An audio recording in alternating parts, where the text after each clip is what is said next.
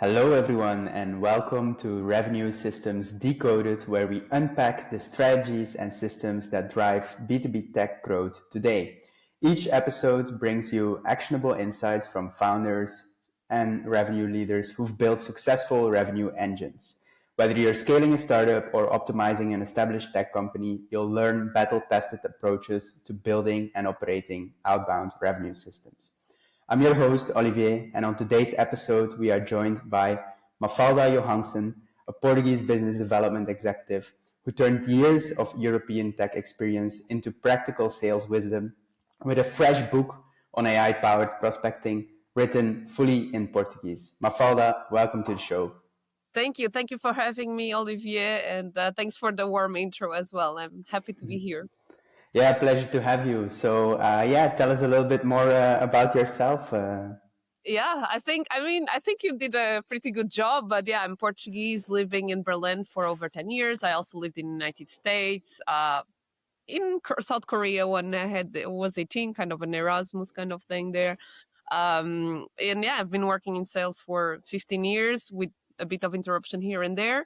But yeah, I've been doing almost everything in the revenue department, from marketing, customer success, business development. But I think what I really like is business development. That's my bread and butter. And that's why I also wrote the book about that, because that's my favorite part. That's where I feel that I got more knowledge or more in depth compared to the other departments. And I feel it's something that even experienced salespeople struggle with. So that's why I think I would add more to the sales community in Portugal, writing about prospecting than negotiation. There are tons of books about negotiation. I'm not going to add anything there, Yeah, I understand. Yeah, everyone, most salespeople seem to avoid the topic of prospecting, right? Precisely. They would rather convince someone to read about negotiation, but prospecting is a different topic. Yeah, exactly. So yeah, tell us, how did you end up in Germany or in Berlin, coming from Portugal? So, Portugal is a beautiful country and has amazing coffee and amazing literature. I love reading and writing in Portuguese, but the salaries are very low. It's very hard to live in Portugal with the Portuguese salaries. And it was already hard 15 years ago when I left my country. But nowadays it's even worse, because at least back then it was a cheap country. Right now, the salaries are still low, but it's more expensive than Berlin in many things.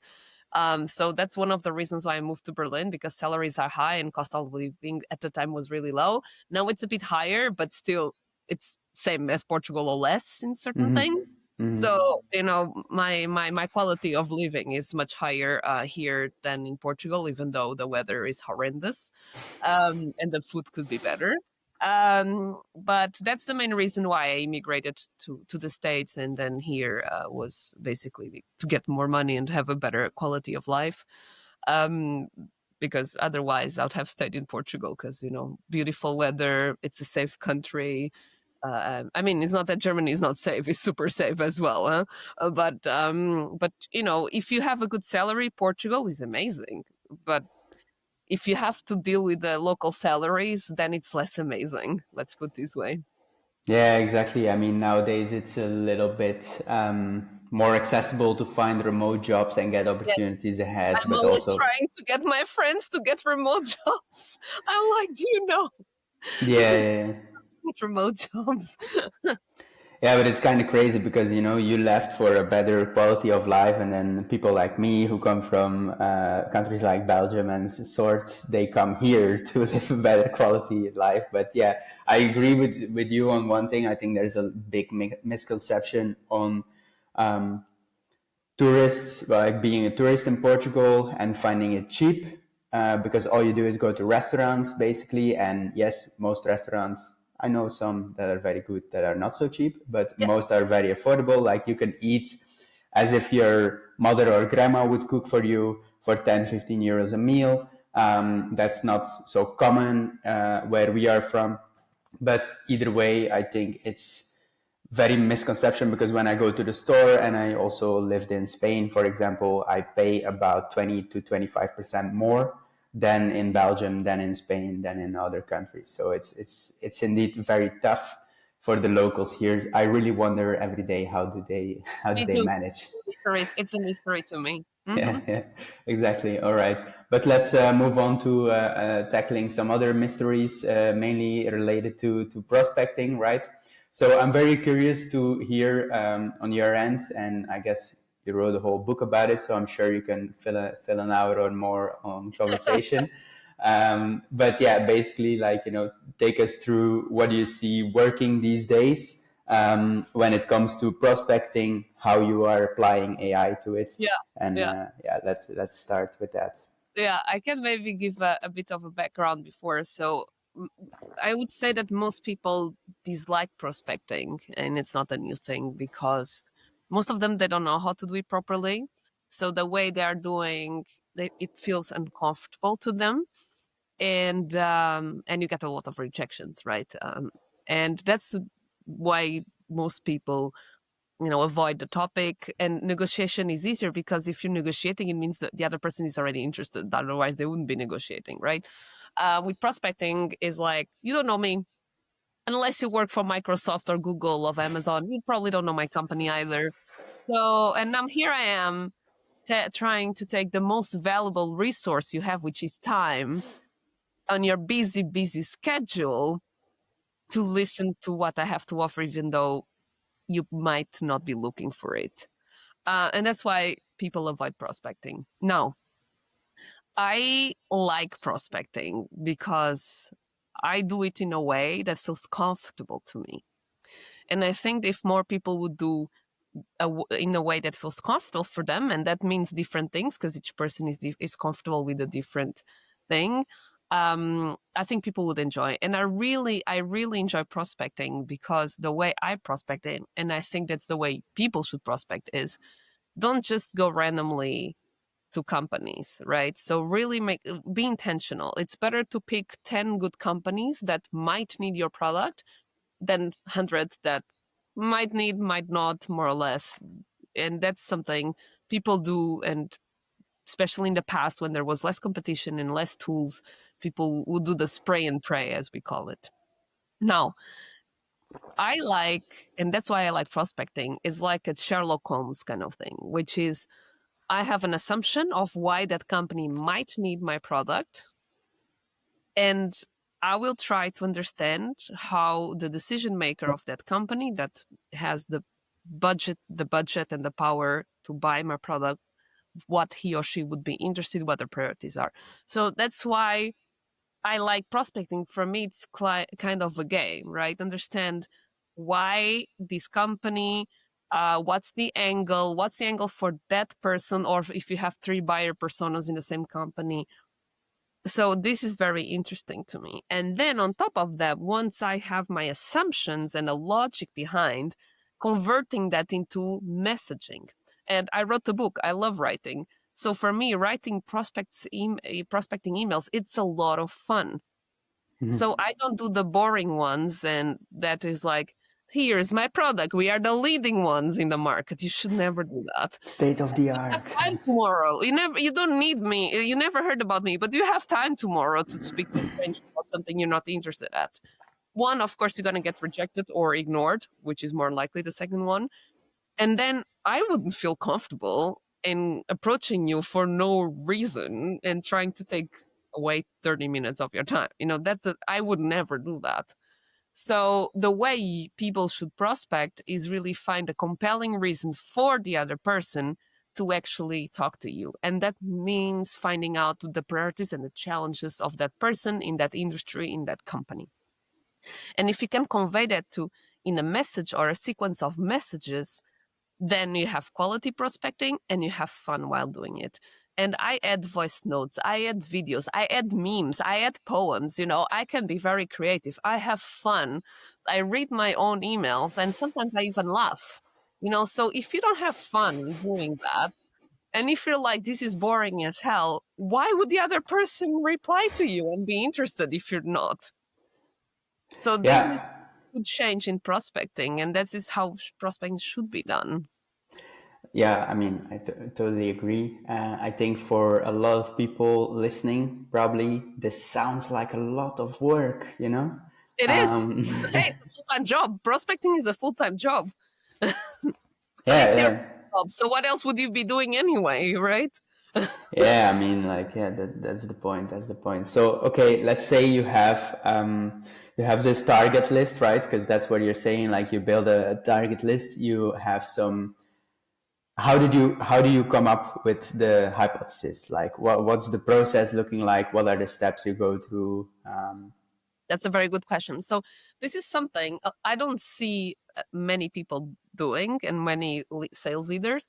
And it's probably the reason why your outbound engine is not working, which is interviewing your customers, right? So marketing interviews customers for customer stories, product interviews customers for features. I don't really see sales leaders or head of business development people doing that, which is crazy to me. It is. Right? Like, how do you know, like, what should you write or what do you say on a cold call, if you don't know what's important for your customers?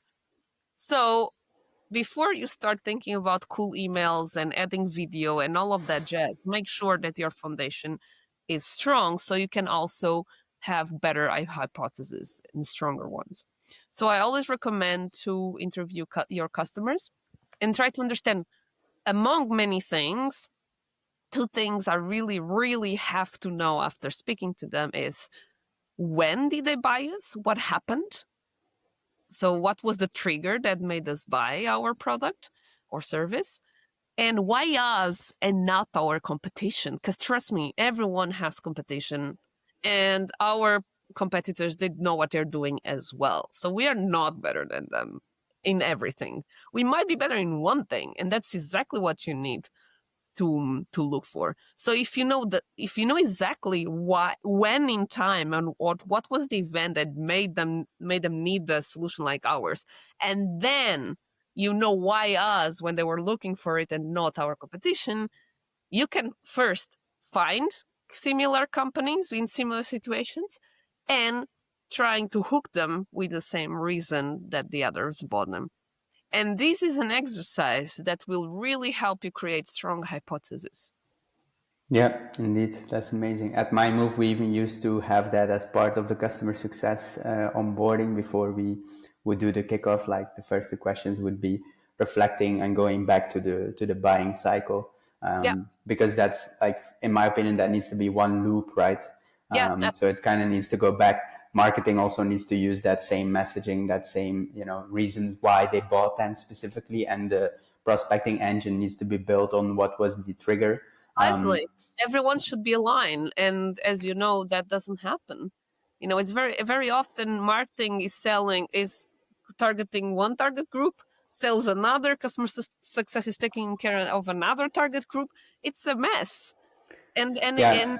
not be, because marketing should support sales and should support customer success. Customer success should support marketing and should support sales. Sales should support customer success and marketing. Everyone should support each other, but then you need to always target the same target group. Yeah. And And that I know, sounds like, yes, I yeah, know yeah. that's yes, but it's Well, no, I think getting the basics right is so overlooked these it's days, so overlooked. especially with all these tools, right? So I, for example, hate it when revenue leaders, like, about a month ago, I spoke to guys. They were like, which tools should we use? And they haven't even like started properly their business. And I'm like, That's dude, the most the common phone. mistake. Like, that's the most common mistake I see, especially with AI. And we can talk now a bit about AI, which is, you have fundamental problems. Your foundation is weak. And then instead of like solving that, you are looking for shiny AI tools to make your processes efficient. Well, I have bad news. AI amplifies things. So if your process is weak, it will amplify disaster. If your process is really good, awesome. Then you can add AI to it to multiply the effect. But what I see very often is, you don't know your customers well. you don't really know who to target and how. Your messaging is terrible. Your salespeople didn't get onboarding and training. And then you think you're going to fix all of that because AI, it's a generic AI buzzword. I see that very often, and that's not how it goes. No. How should it be applied properly You should across apply the? it if something is working, right? So, for example, and I can give already a couple of suggestions of really good AI tools, but again, you need to do your homework first. Clean the house before the party, right? So, It's a good one. imagine you did research, you know exactly who to target, you know exactly what makes your prospect interested. So you're going to call them, right? So you have the right lists of the right prospects. You know exactly how to hook them on the phone. You know exactly how to handle objections. So you have everything. So you did all the homework. Your foundation is great. Your BDRs are well trained. Everything is working. So you do one dial at a time. Most people don't pick up the phone. Some of them do and reject you. Some of them don't reject you, and you book a meeting. Now imagine having all of these, but instead of dialing one person at a time, you can dial 10 at a time. That's where AI comes in. It's called power dial. So my BDRs in my previous company, they went from 4% connected rate on the phone to 27 connected rate because they could call more people at the same time because of AI. But after they pick up the phone, it's all their job, it's not AI. Mm-hmm. But AI allows you to speak to more people. So the more people pick up the phone, the more rejections you have, but the more bookings you have as well. So it's a numbers game in the end. So this is how you should use AI. Another tool that I really love, which is it's called Ample Market, which also has a power dial on. So something that takes a lot of time is research, right? So let's say you did your homework, you know exactly who to target and why, you know your triggers, you know your messaging. But then it still takes time to find the companies. It takes a lot of time. Like I would say even like 2-3 hours a week, which is a lot of time or even more to make sure that you do a really good job and you're very intentional. With AI, they have something called Duo and Polmark Duo that you put the prompts, you know exactly like who to target and why. So the AI has that information. Every morning you have a list of companies that fit that so you can reach out to them right away and when you know exactly why. So instead of using 3 hours to do that list, the list is giving you on a silver plate and you just do your job. So suddenly you can reach out to more people with quality. This is how you should use AI tools. It sounds like if that's applied, I think there's two downstream effects from that, right? First of all, and now like I'm just mainly going to speak for the leaders. It sounds like my team will shrink because actually I don't need to have as much people to get the same output, right? Or my output can grow, right? If my market is big enough, right? So that sounds like two downstream effects. Do you also see that happening? I get your point, but the thing is, most teams are not even performing.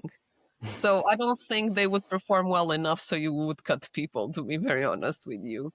So I would say that that would be true if they were already performing somehow and then they are performing so amazingly that I don't need that many people to reach my yearly targets. It's not the case. Mm-hmm.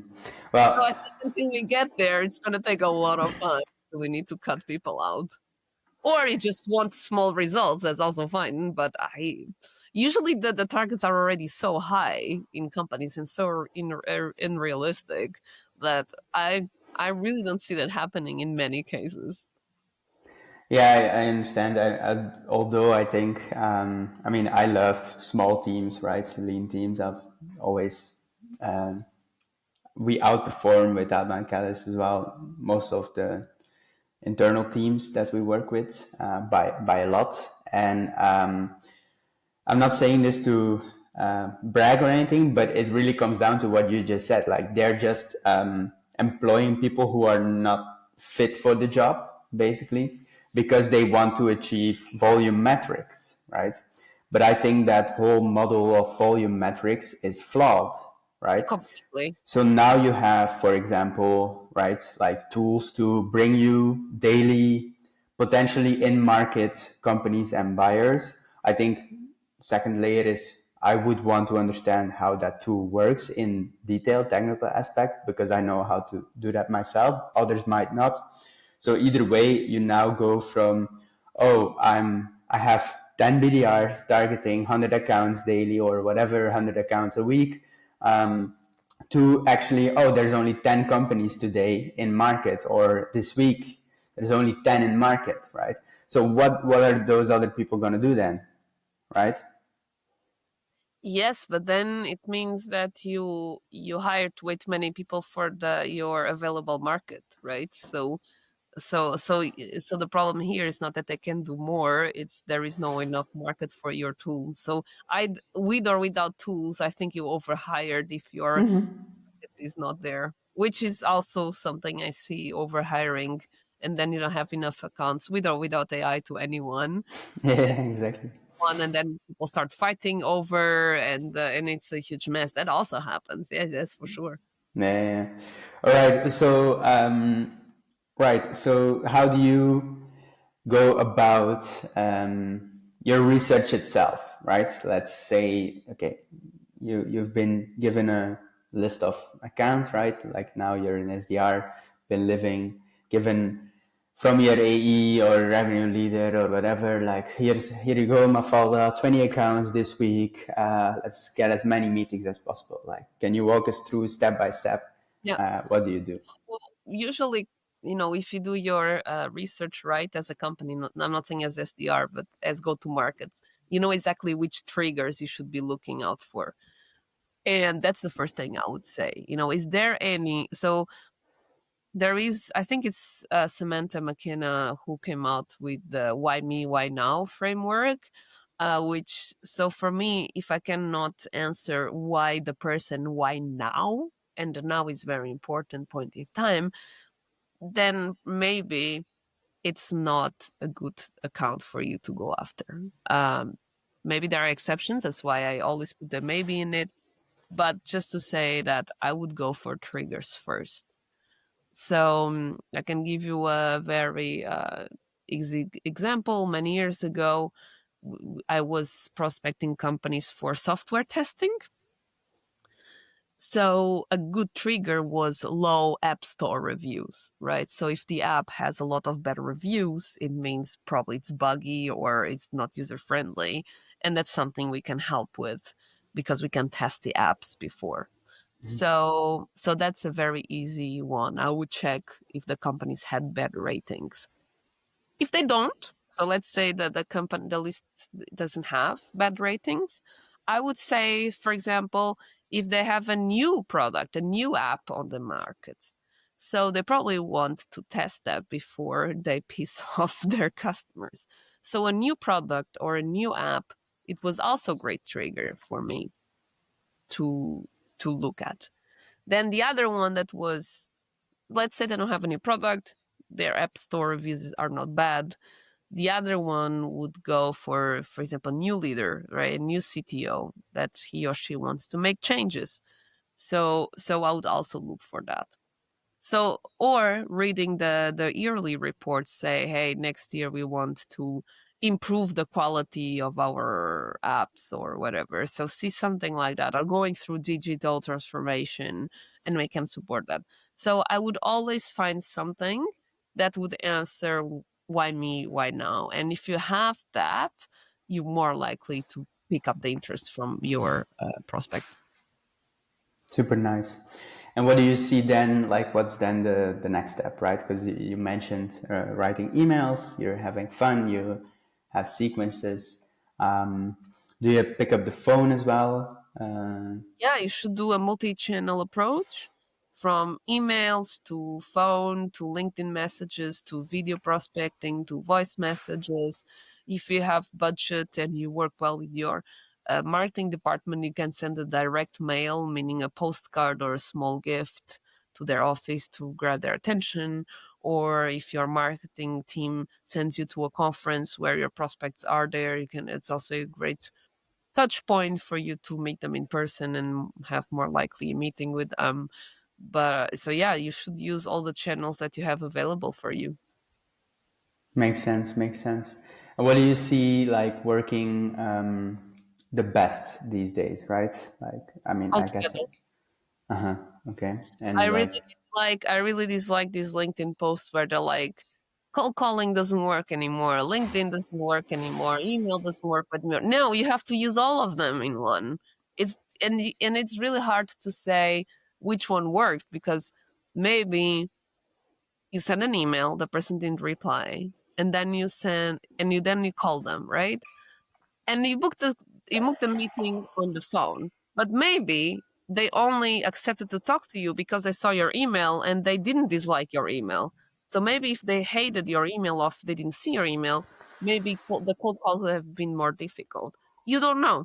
That's why it's also you need to be very careful when you say most of my BDRs are booking meetings via email or via video or via phone, because if there were touch points before, you don't like, sure, the one that actually closed it was a phone or an email or a video, but we don't know if you haven't done that work before. If you'd have made it, you will never know. It's attribution. So that's why we need to be careful to jump into conclusions. Yeah. yeah, I totally agree. That's nice that you actually touch on that. So, do you have then, because you've managed BDR teams in the past, right? So, like, what's your advice for them? Because I see a lot of conflicting things out there, mainly as in like, saying that, oh, I love more the social DMs, so I'll just focus on those. And, because that's my personal preference and my best channel, because obviously your best channel is always going to be the channel that you love doing the most and that you spend the most time on, right? So do you advise them to keep going for the channel that they want to put all their time and effort in and get better at that and like, make it work even better? Or do you say, no, you need to like also don't forget your other channels, because at the end of the day, it's the combination of all? I would say it depends if the person is performing or not, right? So if the person is hitting target and or even overperforming, I really don't care, you know. Right. If the person is struggling and then tells me, I'm just doing one channel, then it's like we need to talk, right? So I always train my BDRs in multi-channel, but I had one who barely did LinkedIn and email, and he was calling all day long because he liked it, and he was my top performer, so I didn't care. If you'd be Yeah. calling all day long and not hitting targets, then we would have a conversation. But, if what you do is working well, I'm not going to change just because of my theory of multi-channel. No, no, I totally get it. Yeah, and I think the phone should be always used. Like, for example, what we see across clients is that because we send emails and LinkedIn messages on their behalf, right? But we actually follow up on them with the phone. So one thing where I see a lot of companies leaving money on the table, literally, is not following up on negative replies, right? Like Mhm. people saying, at this moment, I'm not interested, or this is not relevant for us, or whatever. Like, I think you should always want to engage in conversation with those people with the main objective of just understanding and learning better, because it's going to help you improve the things. And you will see also you'll book meetings from that, because it happens a lot that people actually appreciate that you call them because they just said no thanks friendly, as a like a brush off. It's like literally a brush off. It's like, oh, they get so many emails, but they still took the time to reply, so they're actually nice people, right? We can now assume that probably they will not mind if I call them, right? Yeah. No, and it's true what you mentioned there, which is the constructive rejections that are super important. So with my BDR teams, I was always interested in the end of the week, obviously, on how many meetings they booked, but I would also always ask them about the rejections you got. What did we learn from the rejections? Because Nice. that can use that knowledge to rewrite the sequence, rewrite the cold calling script, rewrite the opener. So I always, trying to encourage my BDRs to actually appreciate rejection. So it's also easier to keep going and try to dig on those as a learning thing. So I was like, if you learn from the rejection, then it was not a waste of time. I know it doesn't count towards your target, but it will help you change stuff to then help your reaching your target. So I was always like, first I want a meeting. If you don't get a meeting, try to get a referral. If you don't get a referral, get a constructive rejection. And if you get one of the three, it was not a waste of time. Yeah, that's nice because I also have that part of my follow-up playbook, like my cold calling thing. There's three outcomes indeed, like, either I would add a fourth one to that. Like the fourth one would be like you can disqualify them within the first 2 minutes so you don't waste more time on that account or that person, right? Yeah. So it's the same thing, like, to just get smarter from it is basically the. But then that's a constructive rejection, right? Yes, Because yes, that's yes. like I was wrong. My assumption was wrong, so I shouldn't call industry anymore, right? So for me, that fourth one falls into the reject constructive rejection because you're learning for the next time. Like, okay, this account that looked great, actually no. Fair enough, fair enough. Yeah, yeah, for sure. All right, cool. And how do you go about like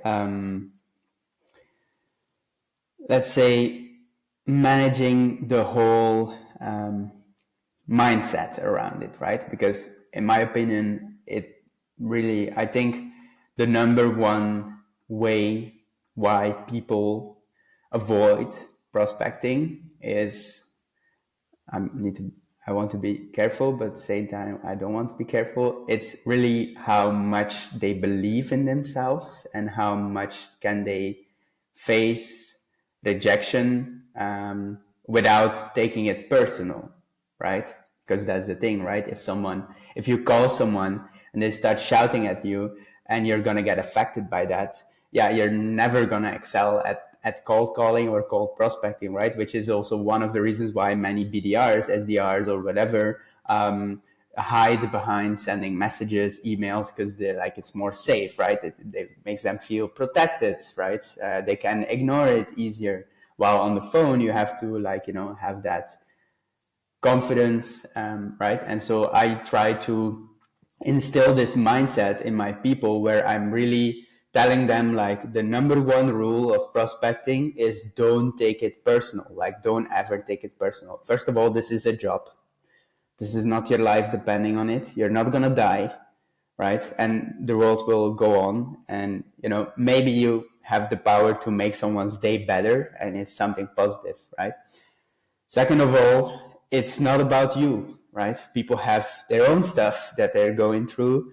And as I said, you might want to look at it as like, oh, they're just having a bad day. This is not because of my call. And now I'm given an opportunity to make it even better. I've also done some crazy stuff in the past, but I would tell people like, wow, it sounds like you're really having a bad day. Is there anything I can do to make it easier? Like unrelated to the call, right? So I think if you add that human element and you're aware of that and you can look at it like that, it becomes fun and it becomes a game and there's no way you can fail, right? Yeah. When you look at it Yeah, like no, that. absolutely. I think that's very important for you what she's actually mentioned. It's not you. If it would be someone else calling at that moment in time, they'll get shouted at.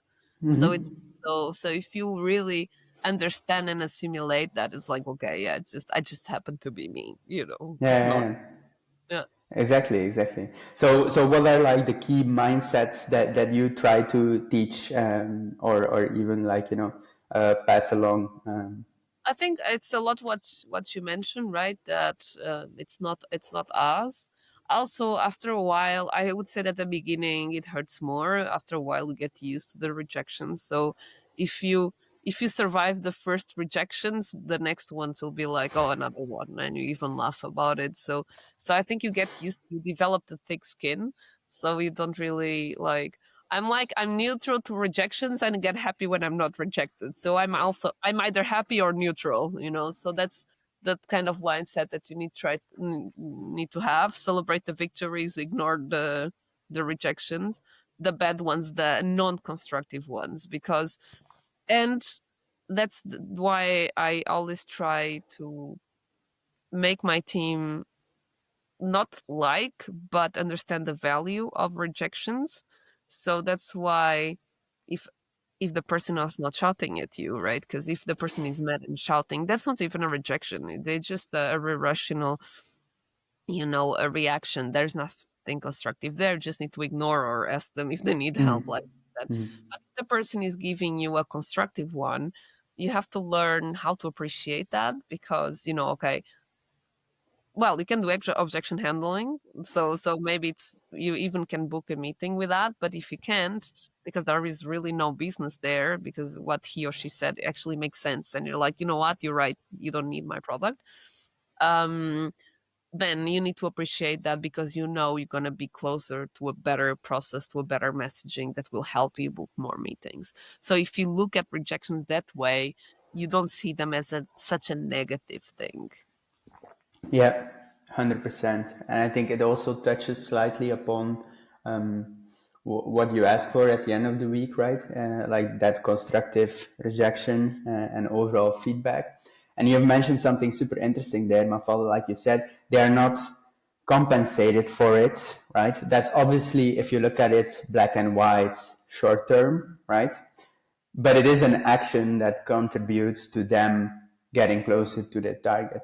But have you seen, or what's your opinion on, like, it triggers something in me. I find it interesting that maybe it should be something that is encouraged as a feedback loop, right? Because I mean, I think we've all been around AAA players that love that stuff. Like they love to give the input, they love to proactively try new things, like all those things.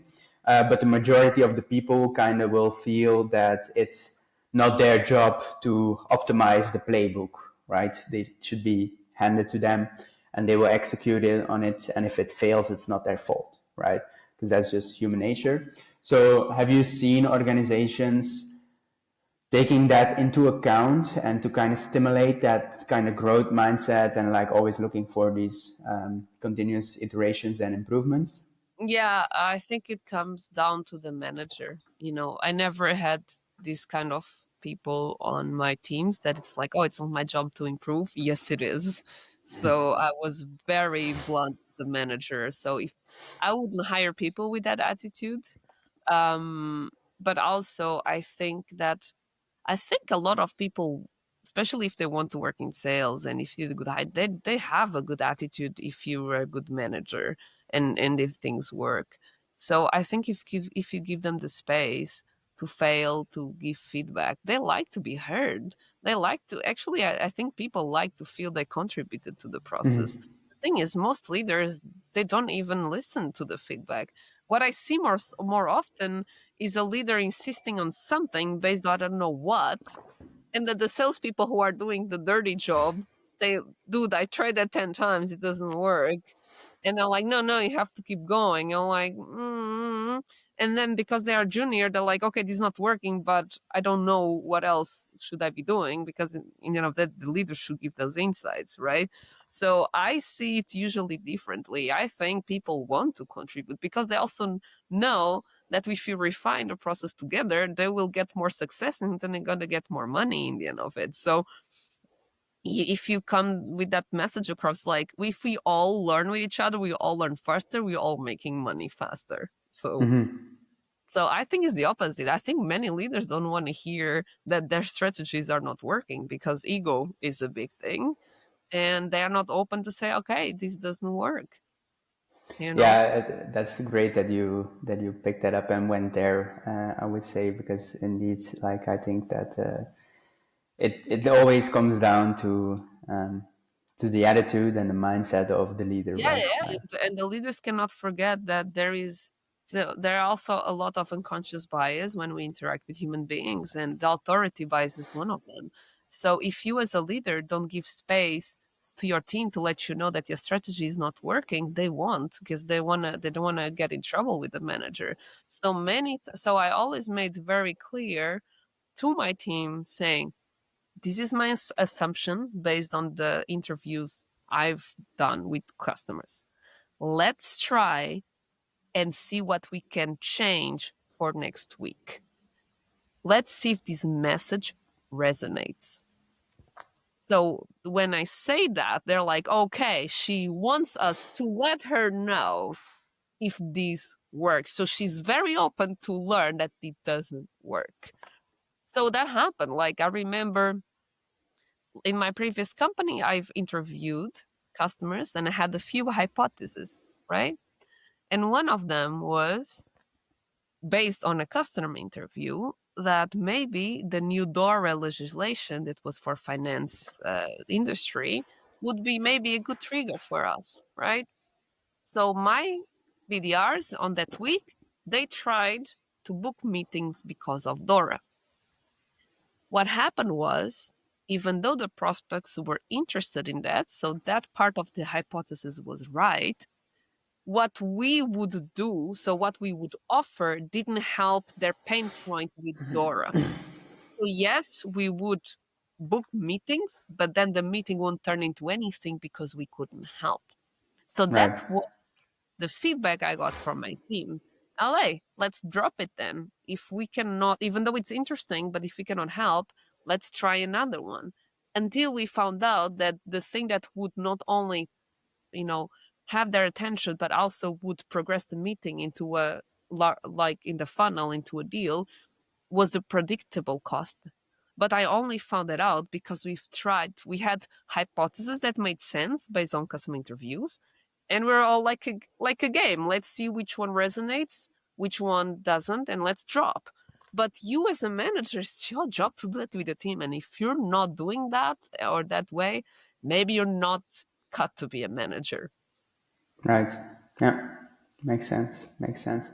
So it's actually nice that you leverage in that specific scenario, you found like a really good trigger that piqued their interest. That was really great for the BDRs or SDRs to book the meeting. But then the sales narrative. And was based on market reaction, was not based on what I dreamt last night. Mm-hmm, mm-hmm. Yeah, of course, right. Yeah, sure. And then let's go back to those. Let's dive into those customer interviews. What's your framework there? So you've mentioned you want to get answers to the two questions, right? Like why now, basically, or like what was the internal trigger or external trigger to look at this, and then why us? Okay, but how do you go practically about getting those interviews with your customers? Like, how does the process look like, so to say? Well, I first try to understand. I divide into main parts, which is industry and then persona. So I try to understand what's going on in the industry, what's new, what changed, what are the new challenges that last year didn't happen, and then on the persona, what's your day to day, what keeps you awake at night, right? What is the one thing that has to be done no matter what? What are the things that you kind of, if you have time, you do it, but if you don't, you don't. And something that I really do is listening to the way they talk. Because many times we are selling to people who are very different from us, right? So if I'm prospecting salespeople, that's easy. I know how they think, I know how they talk. So I don't really need to do much interviewing compared to other personas. You still have to do it, but not. But when I'm speaking to a CTO or in my previous company, head of infrastructure, I don't know how to code. I know zero about that. So I really need to dig deeper and I need to understand how they speak because they speak differently than me. I'm a completely different persona. So this is so also understand how they talk about the challenge, because I can talk about the same challenge, but if I use my way of speaking, it might not resonate with them. So even though they might have that pain point, if they doesn't sound familiar, they probably just ignore you because they don't want to get outreached anyway. So you have to listen to the way they talk about their challenges and their priorities, and also you need to dig deeper, because imagine if you say, like, you're interviewing head of engineer, right? And then he's like, and I said, what what annoys you at your job? Like, what is the thing that you love to remove? And he says, or she says, bugs. Bugs are really annoying. Okay, why? Right? Because if I write on my email just bugs are really annoying, probably the reaction is like, no shit, Sherlock. So it's like, why? What are you not doing? What's at stake when you have to solve that? What's the consequences for you, for your team? How do you feel about it?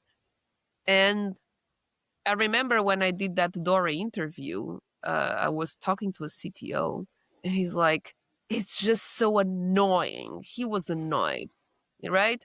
And I was like, you know what? I'm going to use that. So on our messaging about Dora was like, on a scale from 1 to 10, how annoying is Dora for you on top of everything you already have to do? And they're like, oh my God, so much, right? So that's how we got their attention, because the word is really annoying. So I'm going to use it, right? Or I remember another interview where I asked the CTO, what are you looking for tools in general? Not only on our solutions, but in general, what do you value? And I remember this very funny answer that I'm like, I'm going to use it for sure, which is, I like tools that don't feature creep. Which in a less slang way is like, I don't like tools that are so complicated that for something simple, right? That I need to check my way Right. around. Easy to use tool. But I love the way he said, I like tools that don't feature creep. I'm like, I want to use it on my route reach, you know? So this is the things that you should be looking for when you interview your customers. That's amazing. And do you have any how do you ask them to do the interview and when, right? So obviously after they are a customer, but how long do you wait? Do you do it with everyone? Do you only do it when something's not working anymore? No, I do it. So I do it when I start in a company. So if I'm a new head of business development, I have to do it because I need to prepare the sequences and outline the go-to-market strategy.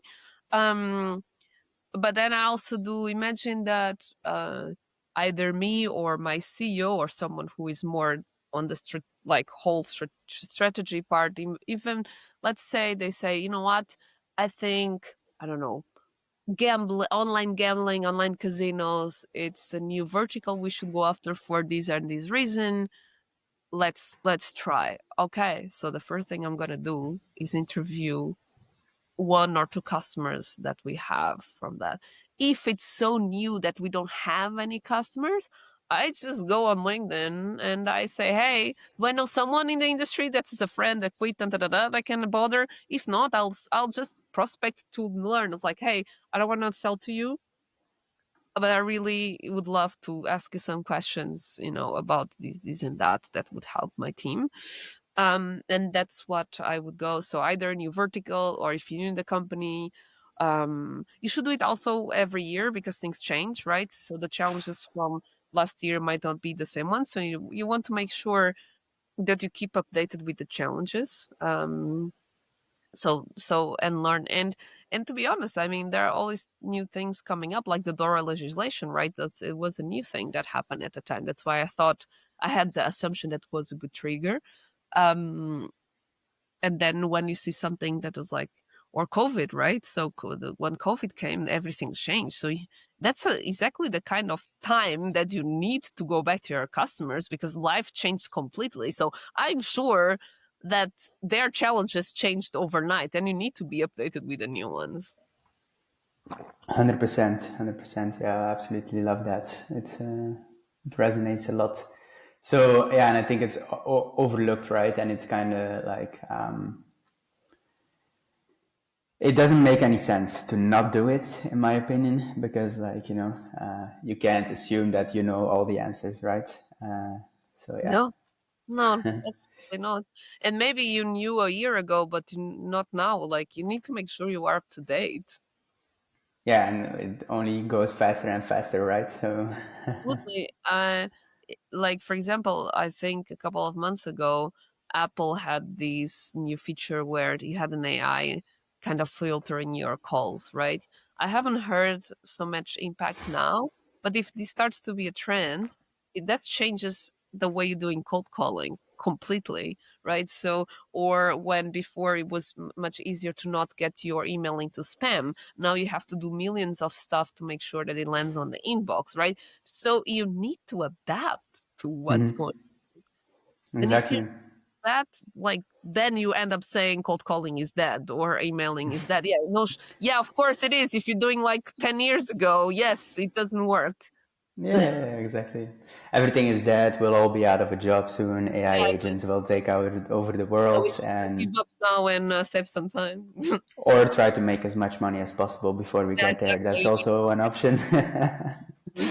But yeah, indeed, I think that there's just similar reactions going on now with AI as when the internet came on, as when the Yeah, first it's the same. electric car came on, and all those things, right? Yeah, So yeah, people are always hesitant for change, and they refuse to see the good in it. They refuse to see that it will impact them, and it's just like, yeah, they don't see opportunity when there's a lot of opportunity. But yeah, it's a choice, right? So yeah. So okay, let's maybe like summarize and go over the playbook. So, as part of SDRs of Germany, I can imagine you also advise a lot of companies, tech companies specifically, on what's the BDR playbook. So imagine, I think there's two scenarios that we need to kind of separate.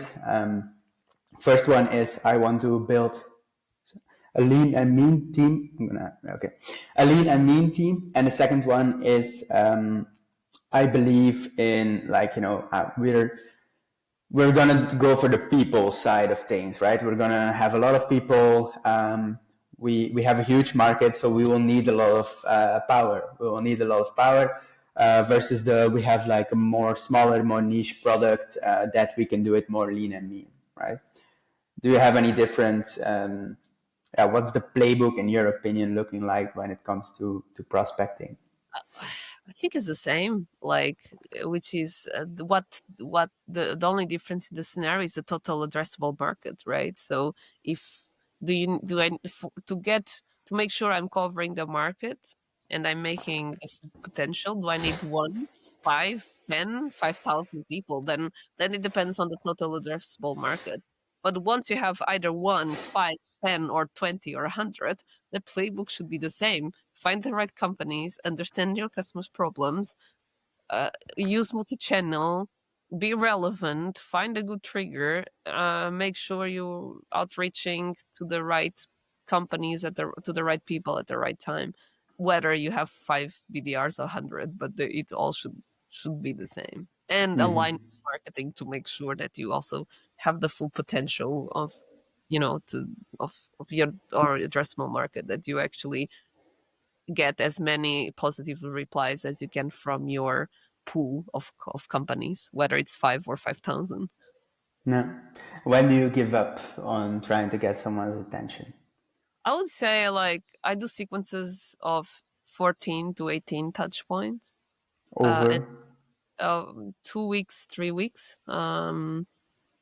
And I would leave it alone after that. And then maybe if I really think it's a great company, I would wait 3 4 months, or if something happens if a company shows up with a new trigger, new CEO, new something. So I either would see a new trigger in the future or just wait a couple of time if I really believe it's a great fit. Um, but yeah, I would use for 14 to 18 touch points, and that doesn't mean always an email or direct, can be just a like on their post, right? So when I do such touch points, is not always hard touch points. Hard touch points is I'm talking to you directly. So Right. can just a like on their LinkedIn profile, a comment on their LinkedIn post. Like, it doesn't have to be always a hard touch point. Can also be a soft one. Going for visibility, basically trying Yeah, to grab their attention in different ways and forms, indirect, direct. Yeah, makes yeah. sense.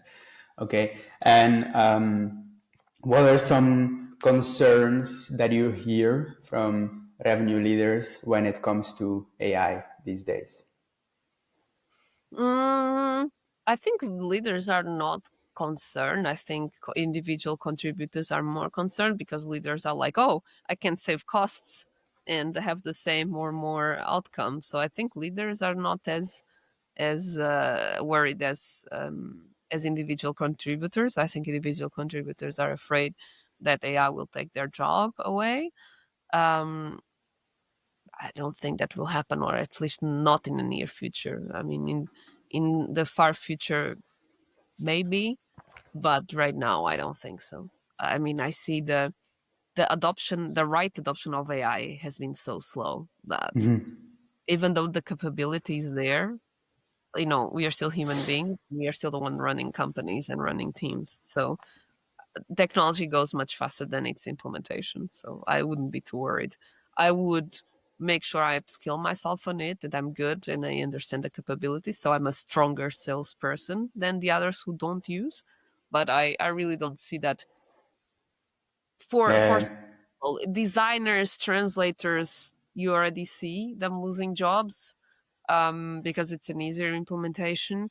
But for sales, it will take time until it's a real problem, if it happens to be a real problem. Yeah, I think also context is super important, and AI it's rapidly getting better at understanding context, I think.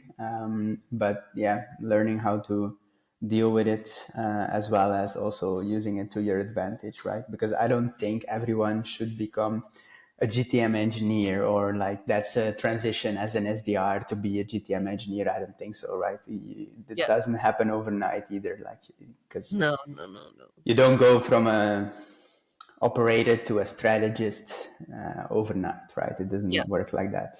Yeah. It takes years and years and years and years, and a lot of failing, a lot of learnings, a lot of different aspects of the job Yeah. and role, right? Yeah. So Yeah. yeah. Exactly. Exactly. All right, cool. So yeah, I mean, I think we covered a lot of ground already. Anything that I missed or that you want to address yourself? I would just say, if you want to have a good sales team, a sales machine, really make sure that you understand your customers, your ICP, and make sure that when you hire your salespeople, you give them proper onboarding and proper training. Doesn't matter how many years of experience they have. They really need to learn about your customers, your personas, and your company. And don't expect your salespeople to perform when you don't train them, you don't onboard them, and you're also not really sure what you're doing, right? So cover that ground to have a hyper performing team, and then use AI to amplify what's working well. So I think that's the message I would like to leave. No, that's super nice. I think like it comes down again to master the basics, right? And don't overlook it, and don't try to run before you can walk, and don't walk before you can crawl, right? Precisely. All right, super cool. So Mafalda, thanks a lot for joining. Where can people Pleasure. find you? Where can LinkedIn. That's people? Okay, right. We'll make sure to drop the book as well in the description, and the yeah, link yeah, to yeah. the The link. book for the Portuguese speakers is any bookstore in Portugal, any normal place where you usually buy your books, whether either online or offline, should be there. But yeah, but I only have LinkedIn. It's my only social media, so that's where you can find me. Yeah, I was heard. My research showed that you had some anti-social media stands besides LinkedIn. I do. I really dislike social media as a concept.